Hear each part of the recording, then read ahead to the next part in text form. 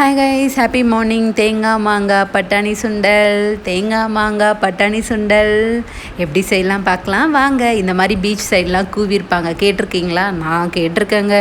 So இன்றைக்கி தேங்காய் மாங்காய் பட்டாணி சுண்டல் தான். நான் மார்னிங்கே வெள்ளை பட்டாணியை ஊற வச்சுட்டேன். நான் ஒரு 150 கிராம் அளவுக்கு ஊற வச்சுருப்பேன்னு வச்சுக்கோங்களேன். 100லேருந்து 150, எனக்கு கரெக்டாக அளவெல்லாம் சொல்ல தெரிலங்க.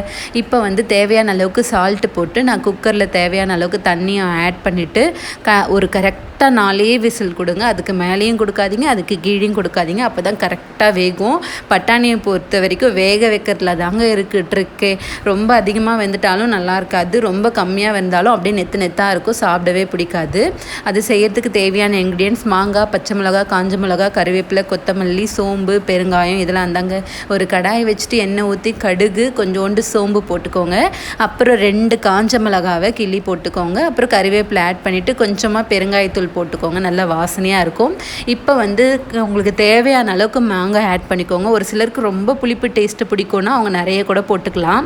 நல்லா ஃப்ரை பண்ணிடணுங்க. மாங்காவை இருக்கிடமே தெரியாது, அவ்வளோ சூப்பராக இருக்கும். அந்த பட்டாணி மாதிரியே இருக்கும். அதில் மாங்காய் போட்டிருக்கீங்களானே தெரியாது, நீங்கள் சொன்னால் தான் தெரியும். அந்தளவுக்கு சூப்பராக இருக்கும் டேஸ்ட்டும். அதுக்கப்புறம் மாங்காய் நல்லா ஃப்ரை ஆனதுக்கப்புறமா ஒரே ஒரு பச்சை மிளகாவை பொடியாக கட் பண்ணி ஆட் பண்ணிக்கோங்க. அதையும் நல்லா விதைக்கிடுங்க. பச்சை மிளகாய் நல்லா விதைங்கணும், அப்போ தான் ஸ்மெல் வராது. இப்போ நல்லா விதங்கினதுக்கு அப்புறமா நம்ம வேக வச்சுருக்கோம்ல வெள்ளை பட்டாணி, அதை எடுத்து ஆட் பண்ணிக்கோங்க. கொஞ்சமாக மஞ்சத்தூள் போட்டுக்கோங்க. நான் ஒரு சிலர் வேக வைக்கும் போதே மஞ்சத்தூள் போடுவாங்க. எனக்கு வேக வைக்கும்போது போட்டால் அந்த கலர் பார்க்கும்போது என்னவோ பிடிக்காத மாதிரி ஃபீலு. ஸோ அதனால் நான் வேக வைக்கும்போது போடுறதில்ல. இப்போ கொஞ்சமாக மஞ்சத்தூள் போட்டுட்டு நல்லா மிக்ஸ் பண்ணி விட்டுடுங்க. நம்ம நான் என் பொண்ணுக்கு தாளிக்காமல் கொஞ்சம் சுண்டல் எடுத்து வச்சிட்டேன். ஏன்னா அவள் தாளிச்சாலே சாப்பிட மாட்றாங்க. தாளிக்காமல் இருந்தால் தான் அவள் லைக் பண்ணி சாப்பிட்றா.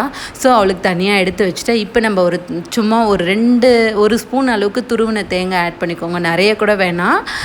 தேங்காவை ஆட் பண்ணிவிட்டு ஒரே ஒரு திருப்பி லைட்டாக ஃப்ரை பண்ணிட்டு ஆஃப் பண்ணிவிடுங்க கேஸை. தேங்காய் போட்டு ரொம்ப விதக்கக்கூடாது. இப்போ லைட்டாக லெமன் ட்ராப்ஸும் புழிஞ்சிருங்க. கேஸ் ஆஃப் பண்ணியாச்சா? தேங்காய் மாங்காய் பட்டாணி சுண்டல் ரெடி. சூப்பரான ஈவினிங் ஸ்நாக்ஸுங்க.